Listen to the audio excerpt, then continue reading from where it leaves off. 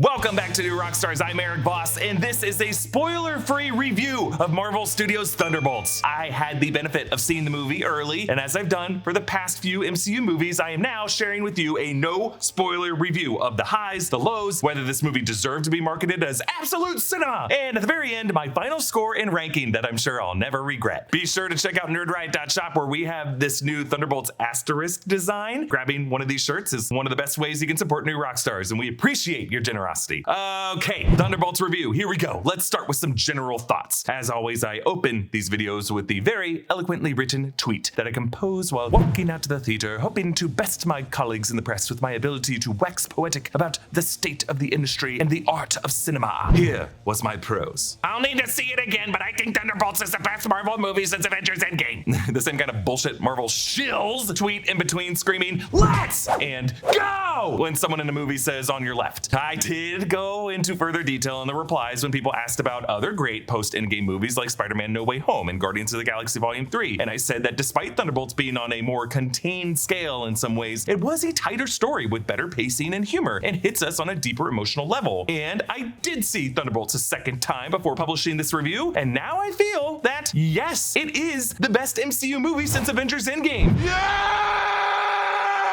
Now, you may say that's a low bar, but from Spider-Man No Way Home and Guardians of the Galaxy Volume 3 and Deadpool and Wolverine, Black Panther Wakanda Forever, Shang-Chi, I don't think those are exactly low bars to clear, and Thunderbolts does pull it off. Thunderbolts accomplishes a feat I would say the first Guardians of the Galaxy film did by taking a group of misfits we don't really know that well and making us instant ride or dies for them. Directed by Jake Schreier, who, along with co-writer Joanna Kahlo and editor Harry Yoon, came from Netflix's Beef, and Thunderbolts charges through its action with the same flavor of sharp humor and open vulnerability. The bits are perfectly balanced and character sourced, so these jokes are going to get even better on repeat viewings. Like, this is going to be a vibe that Marvel fans live with for a long time. The action is brutal and fun and delightfully choreographed. People in this movie do get hurt in all kinds of ways, and they have to fight through that pain and learn how to do so together. The music from Sun Lux, who composed Everything Everywhere All at Once, is a perfect pairing for this story about characters getting sucked into everything bagels, meaning the A24 comparisons are actually on point. Thunderbolts is a story about the numbness we feel after we felt too much. At times it does feel like maybe a therapist did a pass on the script, which some Marvel viewers may find to be tiresome, but it's also the kind of thing you might need more of in your comic book media. What really surprised me about Thunderbolts is how it found a way to take these lesser characters played by great actors from what Deadpool called a low point in Marvel's recent history and totally upcycled them into the most entertaining and heartbreaking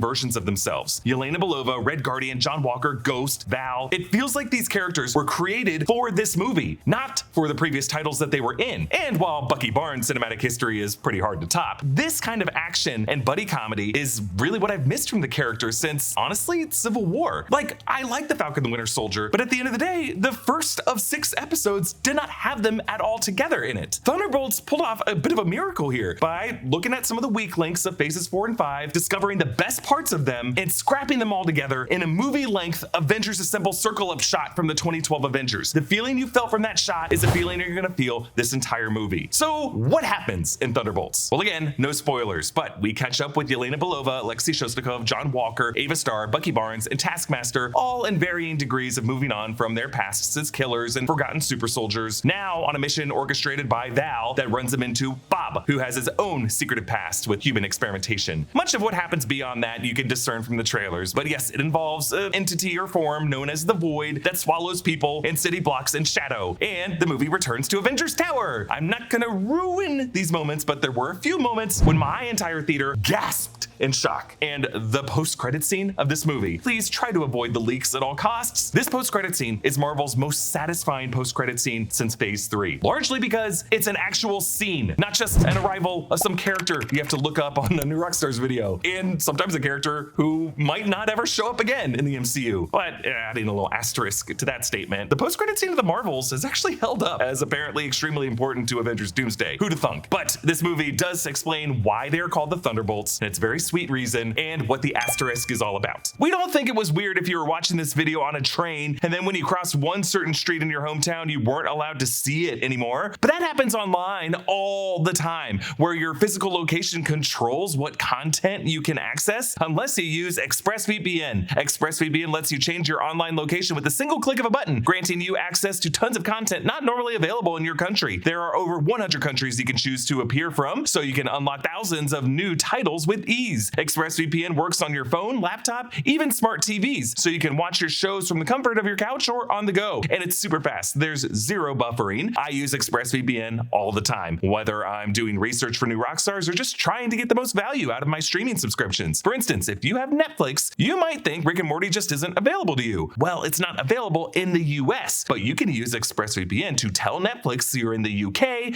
like some kind of personal portal gun. ExpressVPN is my go-to VPN because it's been rated #1 by CNET, The Verge, and countless others, and I get why. It's so easy to use. Find out how you can get 4 months free by scanning the QR code on screen, clicking the link in the description box below, or by going to expressvpn.com/newrockstars. Okay, what you'll love a lot. I've already mentioned the cast, the chemistry, the humor, the emotional depth, the action, the score, the way it redeems weaker Marvel titles, and the way its ending and post-credit scene actually do some heavy lifting to set up the future of the MCU. But yes, everyone in the cast shines, though Lewis Pullman in particular is the standout, even if he's just shining through like 2 pinprick eyes from a shadow. And of course, Julia Louis-Dreyfus is the glue of this movie as Val, a Nick Fury for a new era, and is essentially this movie's walking, talking asterisk. 2 other elements I want to point out that this movie I think pulls off better than a lot of other recent MCU titles: the editing and the tone. Editor Harry Yoon delivered one of the best cuts we've seen in the MCU. In addition to his work on Beef, he also edited Shang-Chi, Minari, HBO's Euphoria, and now with Thunderbolts, he keeps his narratives moving. He and Jake Schreier are not sacred when it comes to any shot, any close-up, any monologue. They clearly demonstrate how it is about the beat within a scene, not about how cool a hero looks, but the emotional beat. They let those beats guide the cuts, even if it means making an A-lister grumble their line off screen. No one and no thing is precious in this movie. No one gets away with indulgence. Everyone is expendable. Everyone has to support the overall mission, and the result is a 2-hour movie that feels like a brisk 90 minutes. And then there's the tone. It is so refreshing to see a Marvel movie that doesn't feel like it's just a hodgepodge of dialogue and character beats from one director versus like awe-thirsty VFX sequences and complex fights that clearly came from the studio's previs artists and second unit directors. Like, I'm sure Jake Schreier used some stuff from the studio's team, but the whole movie does feel, start to finish, like a film in which every scene, every fight, every joke, and every visual effect serve the same mission of a story of broken heroes fighting to feel alive again. Every part of the movie feels like it's from the same movie, and I love that. Like, you would think that should be a pretty straightforward bar for any movie credited with one director, but you know, look at Marvel's history. That's often not the case. Okay, what you'll miss from this movie? Well, having covered so many Marvel movies and shows over the years, there is a fanboy part of me that sees this movie apprehensively as potentially too small of a story to merit the required viewing spectacle streak that Marvel achieved in their Phase 3 heyday. For a moment or two, you might ask,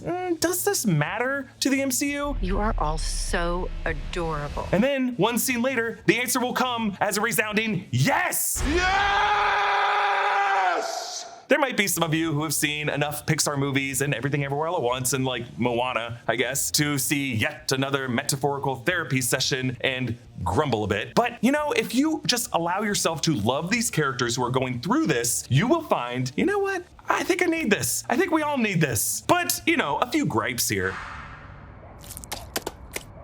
This movie, I think, needed to more evenly distribute the character development, and I just wish we learned a bit more about Ghost and Bucky, though those characters do get plenty of star moments and they do carry their weight in the plot. You'll know what I mean after you see the movie. Some characters get some very revelatory moments, and we just don't get those for everybody. And yes, my personal fanboy preference, I just always love it in MCU movies when characters with fun combinations of power sets mix and clash their crazy powers in just surprising ways and synthesize something greater than the sum of their parts. And I think we could have used used a few more visuals like that. Like, the characters do that emotionally, which at the end of the day is a more important thing. But, you know, other than Ghost and Sentry, everyone in this movie is just like a good fighter who's a bit stronger than usual. And we could have used a few more third act moments like that. But again, total nitpick, and I feel like you're gonna disagree with that point after you see the movie. And honestly, what I just said, minor stuff. This movie rocks! So let's end with my final score and ranking. I will give this movie a beep boop boop beep boop boop beep boop 9.1 out of 10. I said this movie is the best Marvel movie since Endgame, and I meant it. Yes, it is true. I still think it is. And you're gonna look at the other titles there and be like, what is this guy smoking? Sure, Thunderbolts was not as big of an event as Spider-Man No Way Home was, and I don't expect Thunderbolts to cross $1 billion. But it is a funnier movie. Can't call ourselves that. Thank God.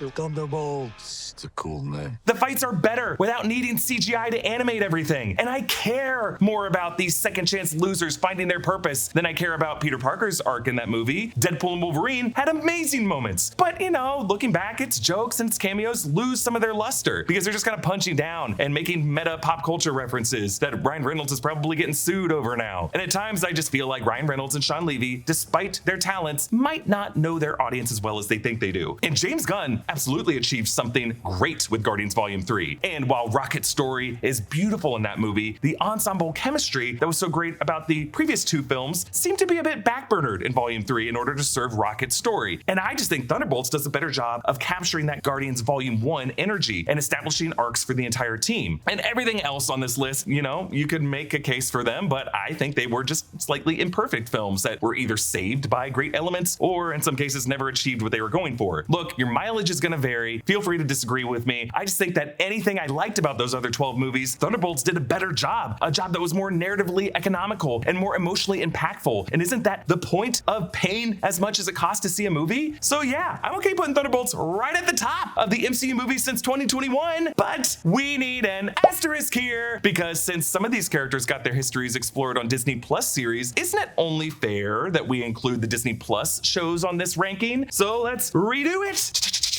Oh, sorry, Thunderbolts. Loki and WandaVision still top my list of best things Marvel Studios has made since Endgame. Can these be beaten by Fantastic Four First Steps? We will see. Comment down below with what you are most looking forward to from the movie, and if you've seen it, some non-spoiler thoughts on whether you agree or disagree, but try to keep it civil down there. Special thanks to one of our YouTube members, TDS On a Quest, who supports us at the executive producer level. Follow me at EA Voss and subscribe to all the channels in the New Rockstars network for breakdowns and news coverage of everything you love. Thanks for watching, and I'll see you next time. Bye.